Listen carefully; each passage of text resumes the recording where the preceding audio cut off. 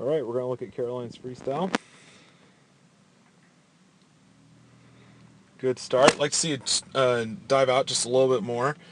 One thing I noticed during this week was your kick is very, very powerful, and it's a very, very strong, consistent kick, which is what you're going to need as you try to make your freestyle a little bit more distance per stroke freestyle. The one thing I want you to watch is you're kind of really swinging that arm around to the side. So every time I swing each arm around to the side, I'm going to go in this direction this way and this direction this way. And what happens is I end up going in a short zigzag pattern down the pool instead of just a straight pattern in terms of rotating on the axis. So think of it as a drill. If I turned on the drill and it's going straight down and it's just rotating around, that's how you want your freestyle to be. Head position's good. I think the head position is staying consistent, and that's good. But the one thing that you're going to want to focus on is working that high elbow recovery.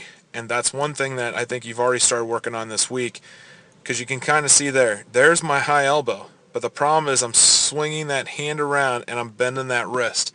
You want to come up from point A to point B, and the fastest way to do that is a straight line and keeping that elbow in next towards the body and the hand right in next towards the body as well.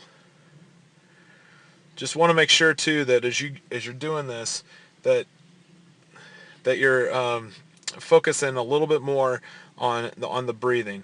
As you can kind of see there, I'm taking the breath and I'm kind of following that hand around, and as the hand enters, my head's entering. And what happens there is that also continues to make me go in the opposite direction. So if I'm breathing on the left side, I follow my hand in with my head and I enter.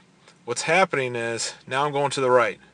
If I don't breathe on the right on the next stroke, then that flattens me back out and puts me center.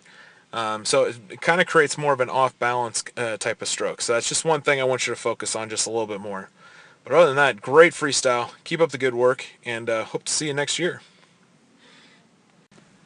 Okay, we're going to look at Caroline's freestyle.